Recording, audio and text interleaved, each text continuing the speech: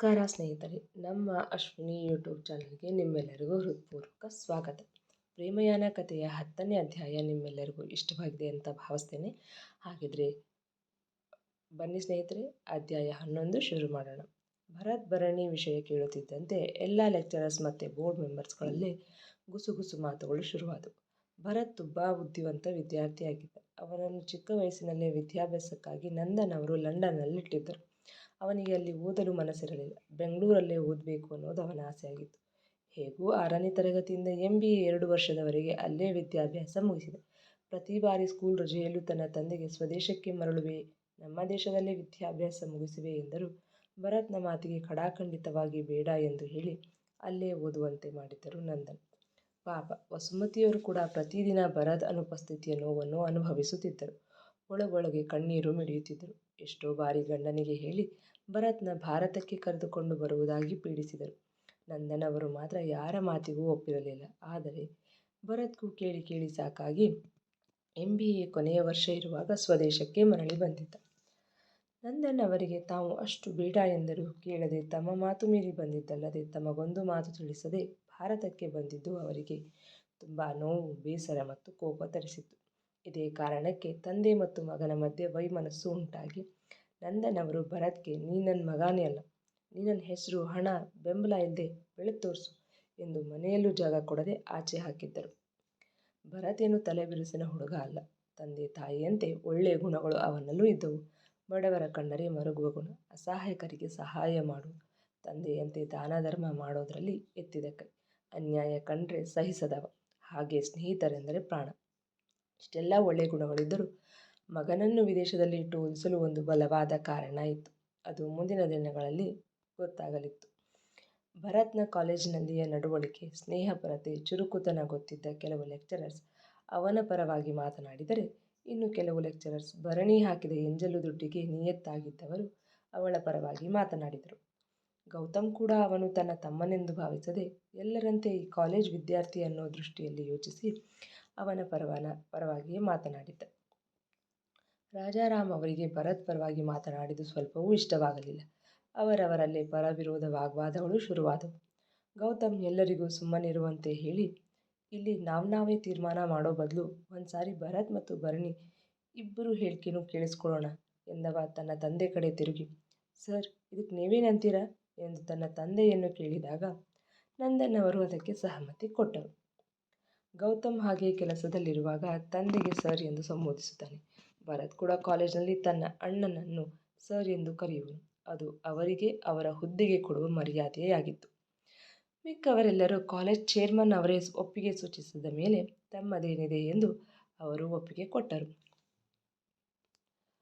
ಆಚೆ ನಿಂತ ಭರತ್ನ ಪ್ಯೂನ್ ಕಳುಹಿಸಿ, ಮಗ ನಾನೂ ಬರ್ತೀನೋ ಎಂದು ಚರಣ್ ಕೂಡ ಹಠ ಮಾಡಿ ಅವನ ಜೊತೆ ಒಳಬಂದ. ಭರತ್ ಒಳಬಂದಿದ್ದು ನೋಡಿ ರಾಜಾರಾಮ್ ಅವರಿಗೆ ಕೋಪ ಬಂದು ರೋಷದಿಂದ ಬಿರುಸಾಗಿ ಎದ್ದು ಹೋಗಿ ಅವನ ಕಾಲರ್ ಹಿಡಿದು, ಯು ಬ್ಲಡಿ ರಾಸ್ಕಲ್, ಇಷ್ಟು ಧೈರ್ಯ ನಿನಗೆ, ನನ್ನ ಮಗಳಿಗೆ ಕಿಸ್ ಮಾಡ್ತೀಯ ಎಂದು ಬೀಸಿ ಕೆನ್ನೆಗೆ ಹೊಡೆದರು. ಆ ದೃಶ್ಯ ನೋಡಿದ ಭರಣಿಗೆ ಹಾಲು ಕುಡಿದಷ್ಟು ಖುಷಿಯಾಗಿತ್ತು. ಭರತ್ಗೆ ಕೋಪ ಬಂದು ಮುಷ್ಟಿ ಬಿಗಿ ಮಾಡಿದ. ಹಲ್ಲು ಕಚ್ಚಿ ತನ್ನ ಕೋಪವನ್ನು ನಿಯಂತ್ರಿಸಿದ. ಏಕೆಂದರೆ ಅವನ ತಪ್ಪು ಇತ್ತಲ್ಲವೇ. ಭರತ್ ತಾನು ತಪ್ಪು ಮಾಡಿದರೆ ಅದು ದೊಡ್ಡವರೇ ಆಗಲಿ ಚಿಕ್ಕವರೇ ಆಗಲಿ ಅವರ ಹತ್ತಿರ ಮಾಡಿದ ತಪ್ಪಿಗೆ ಕ್ಷಮೆ ಕೇಳಿ ತಲೆಬಾಗೋದು ಅವನ ಎಷ್ಟೋ ಗುಣಗಳಲ್ಲಿ ಒಂದು. ನಂದನ್ ಅವರಿಗೆ ಮಗನನ್ನು ಆ ರೀತಿ ನೋಡಿ ಸಂಕಟವಾಯಿತು. ಆದರೆ ಅವನು ಮಾಡಿದ ತಪ್ಪಿಗೆ ಶಿಕ್ಷೆ ಆಗಲೇಬೇಕೆಂದು ಎಲ್ಲವನ್ನೂ ನೋಡಿ ಸಹಿಸಿಕೊಂಡಿದ್ದರು. ರಾಜಾರಾಮ್ ಅವರು ಇನ್ನೊಂದು ಹೊಡೆಯಲು ಕೈ ಎತ್ತಿದರಷ್ಟೇ. ಗೌತಮ್ ಹೋಗಿ ಅವರ ಕೈ ಹಿಡಿದು ತಡೆಯುತ್ತಾ, so please calm down, please ಬನ್ನಿ ಕೂತ್ಕೊಳ್ಳಿ ಎಂದು ಚೇರ್ ಮೇಲೆ ಕೂರಿಸಿ ಕುಡಿಯಲು ನೀರು ಕೊಟ್ಟು ರಿಲ್ಯಾಕ್ಸ್ ಸರ್ ಎಂದು ಸಮಾಧಾನ ಮಾಡಿದ. ಭರತ್, ಮೊನ್ನೆಗೆ ಏನಾಯಿತು, ಯಾಕೆ ನೀನು ಭರಣಿಗೆ ಕಿಸ್ ಮಾಡಿದೆ ಎಂದು ಕೇಳಿದ ಗೌತಮ್ಗೆ ಭರತ್ ತಾನು ಭರಣಿಯ ಜೊತೆ ಯಾಕೆ ಮತ್ತು ಯಾವ ಸಂದರ್ಭದಲ್ಲಿ ಆ ರೀತಿ ನಡೆದುಕೊಂಡೆ ಎಂದು ವಿವರಿಸಿ ಹೇಳಿ, ಯಾಕೆ ಶ್ರೀಮಂತರಷ್ಟೇ ಈ ಕಾಲೇಜಲ್ಲಿ ಕಲಿಬೇಕಾ, ಜ್ಞಾನ ದೇಗುಲವಿದು, ಕೈ ಮುಗಿದು ಒಳಗೆ ಬಾ ಅನ್ನೋ ಮಾತು ಸುಳ್ಳ, ಇಲ್ಲಿ ವಿದ್ಯಾರ್ಜನೆಗೆ ಅಂತ ಬರೋದಾ ಅಥವಾ ದುಡ್ಡಿದೆ ಅನ್ನೋ ದುರಹಂಕಾರದಿಂದ ನ್ಯಾಯವಾಗಿ ಓದಿ ರ್ಯಾಂಕ್ ಬರೋ ವಿದ್ಯಾರ್ಥಿಗಳಿಗೆ ಪ್ರಾಣ ಹೋಗೋ ಹಾಗೆ ಹೊಡೆದು ಬಡಿದು ಹೆದರಿಸೋದಾ? ಜ್ಞಾನ ದೇಗುಲದಲ್ಲಿ ಬಡವ ಶ್ರೀಮಂತ ಮೇಲು ಕೀಳು ಅಂತ ಎಲ್ಲಾದರೂ ಬೋರ್ಡ್ ಹಾಕಿದಾರಾ? ಎಂದು ಕೇಳಲು ಎಲ್ಲರೂ ಒಟ್ಟಿಗೆ ಇಲ್ಲ ಎಂದರು. ಹಾಗಿದ್ಮೇಲೆ ಪ್ರಶಾಂತ್ ಏನು ತಪ್ಪು ಮಾಡ್ದ ಅಂತ ಅವನಿಗೆ ಹೊಡಿಸಿದ್ದು? ಅವನು ಹಗಲು ರಾತ್ರಿ ಅನ್ನದೆ ಕಷ್ಟಪಟ್ಟು ಓದಿ ರ್ಯಾಂಕ್ ಬಂದಿದ್ದ. ಇವಳು ಕಷ್ಟಪಡದೆ ಕೆಲವು ಲೆಕ್ಚರ್ಸ್ಗೆ ದುಡ್ಡು ಕೊಟ್ಟು ಮಾರ್ಕ್ಸ್ ಕೊಂಡ್ಕೊಂಡಿದ್ದಲ್ದೆ ಅವನಿಗಿಂತ 2 ಮಾರ್ಕ್ಸ್ ಜಾಸ್ತಿ ತಗೊಂಡಿದ್ದಲ್ದೆ ಯಾಕೆ ಹೀಗೆ ಮಾಡಿದೆ ಅಂತ ಕೇಳಿದ್ದಕ್ಕೆ ಅವನ ಜೀವ ಹೋಗೋ ಹಾಗೆ ಹೊಡಿಸಿದ್ದಾಳೆ. ಅವನ ಜೀವ ಹೋಗಿದ್ರೆ ನಿಮ್ಮ ಕೋಟಿ ಕೋಟಿ ಆಸ್ತಿ ಅವನ ಜೀವನ ವಾಪಸ್ ತಂದು ಕೊಡೋದಕ್ಕಾಗ್ತಿತ್ತಾ? ಹೇಳಿ ಸರ್ ಎಂದಾಗ ರಾಜಾರಾಮ್ ಅವರ ಕೋಪ ಇಳಿದು ಮೌನವಾದರು. ಅವರ ಮೌನವನ್ನು ನೋಡಿ ಯಾಕೆ ಮೌನವಾಗಿಬಿಟ್ರಿ? ವಾಪಸ್ ತಂದು ಕೊಡೋದಕ್ಕಾಗ್ತಿತ್ತಾ? ಹೇಳಿ ಸರ್ ಎಂದು ಮತ್ತೆ ಪ್ರಶ್ನೆ ಮಾಡಲು ರಾಜಾರಾಮ್ ಅವರಿಗೆ ಮಾತು ಬರದಾಯಿತು. ಜೊತೆಗೆ ಭರತ್ನ ಮಾತುಗಳು ಅವರ ಕೆನ್ನೆಗೆ ಬೀಸಿ ಹೊಡೆದಂತಾಗಿತ್ತು.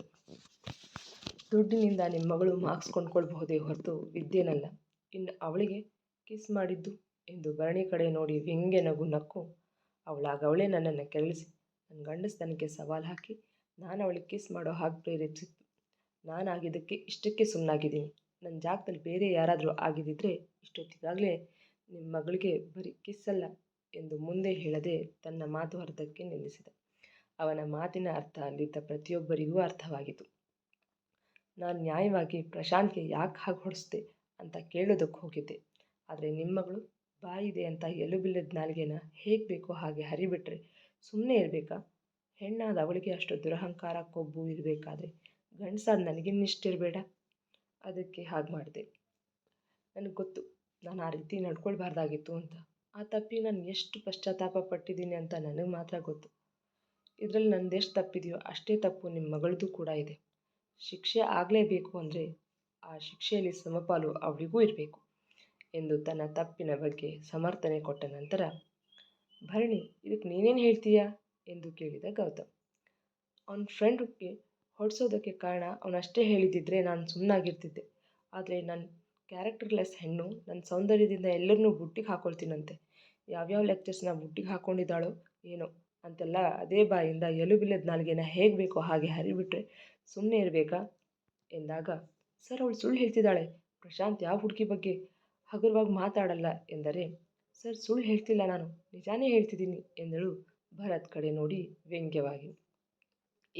ನಿನ್ನ ಎಂದು ಭರತ್ ಮುಷ್ಟಿ ಬಿಗಿ ಮಾಡಿ ಹಲ್ಲು ಕಡಿದು ಮುಂದೆ 2 ಹೆಜ್ಜೆ ಇಡಬೇಕು. ಚರಣ್ ಅವನನ್ನು ಮುಂದೆ ಹೋಗದಂತೆ ತಡೆದ. ಇಬ್ಬರ ಮಾತುಗಳನ್ನು ಕೇಳಿಸಿಕೊಂಡ ಎಲ್ಲ ಲೆಕ್ಚರರ್ಸ್ ಮತ್ತು ಬೋರ್ಡ್ ಮೆಂಬರ್ಸ್ ಸ್ವಲ್ಪ ಹೊತ್ತು ಇಬ್ಬರನ್ನು ಆಚೆ ಕಳುಹಿಸಿದರು. ಸ್ವಲ್ಪ ಹೊತ್ತು ಎಲ್ಲರೂ ಚರ್ಚೆ ಮಾಡಿ ಒಂದು ತೀರ್ಮಾನ ತೆಗೆದುಕೊಂಡ ನಂತರ ಇಬ್ಬರನ್ನು ಒಳಬರಲು ಹೇಳಿದರು. ಭರತ್ ಮತ್ತು ಭರಣಿ ಬೋರ್ಡ್ ಮೆಂಬರ್ಸ್ ಮತ್ತು ಲೆಕ್ಚರರ್ಸ್ ಯಾವ ತೀರ್ಮಾನ ತೆಗೆದುಕೊಂಡರು ಎಂದು ಕೇಳಲು ಕಾತರರಾಗಿದ್ದರು. ನಂದನ್ ಅವರು ಎದ್ದು ನಿಂತು, ನಮ್ಮ ಕಾಲೇಜ್ನಲ್ಲಿ ಇಲ್ಲಿವರೆಗೂ ಈ ರೀತಿ ಘಟನೆ ನಡೆದಿರಲಿಲ್ಲ. ಆದರೆ ಮೊನ್ನೆ ಈ ರೀತಿ ಘಟನೆ ನಡೆದಿದೆ. ಅದು ಬೆಳಗ್ಗೆ ಅಷ್ಟೇ ನನಗೆ ಗೊತ್ತಾಗಿದ್ದು. ತಪ್ಪು ಯಾರೇ ಮಾಡಿದರೂ ತಪ್ಪೇ. ಆ ತಪ್ಪಿಗೆ ಶಿಕ್ಷೆ ಆಗಲೇಬೇಕು. ಅದಕ್ಕೆ ನಮ್ಮ ಕಾಲೇಜಿನ ಲೆಕ್ಚರರ್ಸ್ ಮತ್ತು ಬೋರ್ಡ್ ಮೆಂಬರ್ಸ್ ಎಲ್ಲರೂ ಸೇರಿ ಒಂದು ತೀರ್ಮಾನಕ್ಕೆ ಬಂದಿದ್ದೀವಿ.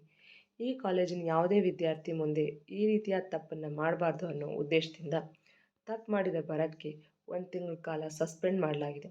ಹಾಗೆ ಈ 1 ತಿಂಗಳು ಯಾವುದೇ ಲೆಕ್ಚರರ್ಸ್ ಆಗಲಿ ಸ್ಟೂಡೆಂಟ್ ಆಗಲಿ ಅವನಿಗೆ ನೋಟ್ಸ್ ಕೊಡೋದಾಗಲಿ ಮತ್ತು ಯಾವುದೇ ತರಹದ ಸಹಾಯ ಮಾಡೋ ಹಾಗಿಲ್ಲ ಎಂದು ತೀರ್ಮಾನ ಹೇಳಿದರು. ಭರತ್ ಇದನ್ನು ಮೊದಲೇ ಊಹಿಸಿದ್ದ. ಅವನಿಗೆ ಈ ಮಾತು ಕೇಳಿ ಆಶ್ಚರ್ಯವೇನಾಗಲಿಲ್ಲ. ಆದರೆ ಚರಣ್ಗೆ ಮಾತ್ರ ಶಾಕ್ ಆಗಿತ್ತು. ಸರಿ, ನೀವಿನ್ನು ಹೊರಡಿ ಎನ್ನುತ್ತಿದ್ದ ಹಾಗೆ, ಸರ್ ನಾನು ಮಾಡಿದ ತಪ್ಪಿಗೆ ಶಿಕ್ಷೆ ಕೊಟ್ಟರೆ ಆದರೆ ಮಿಸ್ ಭರಣಿಯವ್ರು ಮಾಡಿದ ತಪ್ಪಿಗೆ ಶಿಕ್ಷೆ ಕೊಡಲೇ ಇಲ್ಲ, ಯಾಕೆ ಎಂದು ಕೇಳಲು, ಇದು ಬೋರ್ಡ್ ನಿರ್ಧಾರ ಎಂದರು ನಂದನ್.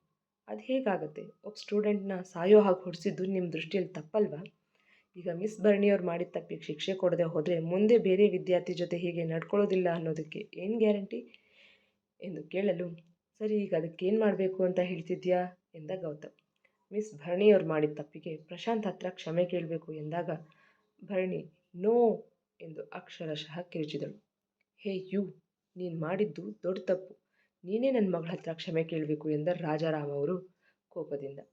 ಸಾಧ್ಯನೇ ಇಲ್ಲ, ನಾನು ಸಸ್ಪೆಂಡ್ ಆಗಿದ್ದೀನಿ ಅಂದಮೇಲೆ ಸಾರಿ ಕೇಳಲ್ಲ ಎಂದಾಗ, ಒಂದು ವೇಳೆ ನೀನು ಸಸ್ಪೆಂಡ್ ಮಾಡುವ ನಿರ್ಧಾರ ಕೈಬಿಟ್ರೆ ನೀನು ಭರಣಿ ಹತ್ರ ಕ್ಷಮೆ ಕೇಳ್ತೀಯಾ ಎಂದು ಕೇಳಿದರೆ, ನಾನು ಸತ್ರು ಈ ಕೊಬ್ಬಿದ ಕೋಳಿ ಹತ್ರ ಕ್ಷಮೆ ಕೇಳೋದಿಲ್ಲ ಎಂದವನು ಭರಣಿಯನ್ನು ತೀಕ್ಷ್ಣವಾಗಿ ನೋಡುತ್ತಾ, ಮಿಸ್ ಭರಣಿಯವರೇ, ಆದಷ್ಟು ಬೇಗ ನಿಮ್ಮ ಬಾಯಿಂದ ಪ್ರಶಾಂತ್ ಹತ್ರ ಕ್ಷಮೆ ಕೇಳಿಸ್ತೀನಿ. ವೇಟ್ ಆ್ಯಂಡ್ ವಾಚ್ ಎಂದು ತನ್ನ ತೋರು ಬೆರಳು ತೋರಿಸಿ ವಾರ್ನ್ ಮಾಡಿ ಆಚೆ ನಡೆದ. ಮುಂದುವರಿಯುವುದು. ಕೇಳಿದ್ರಲ್ವಾ ಸ್ನೇಹಿತರೆ, ಪ್ರೇಮಯಾನ ಕಥೆಯ 11ನೇ ಅಧ್ಯಾಯ. ಈ ಸಂಚಿಕೆ ನಿಮಗೆ ಇಷ್ಟವಾಗಿದ್ದರೆ ಒಂದು ಲೈಕ್ ಕೊಡಿ, ನಿಮ್ಮ ಅಭಿಪ್ರಾಯವನ್ನು ಕಮೆಂಟ್ನಲ್ಲಿ ತಿಳಿಸಿ. ಹಾಗೆ ಇನ್ನೂ ಯಾರೆಲ್ಲ ನಮ್ಮ ಚಾನಲ್ನ ಸಬ್ಸ್ಕ್ರೈಬ್ ಮಾಡಿಲ್ವೋ ಈಗಲೇ ಸಬ್ಸ್ಕ್ರೈಬ್ ಮಾಡ್ಕೊಳ್ಳಿ. ಪಕ್ಕದಲ್ಲಿರೋ ಬೆಲ್ ಐಕಾನ್ ಒತ್ತೋದನ್ನು ಮರಿಬೇಡಿ. ಹಾಗೆ ಮುಂದಿನ ಅಧ್ಯಾಯದಲ್ಲಿ ಮತ್ತೆ ಸಿಗೋಣ. ಧನ್ಯವಾದಗಳು.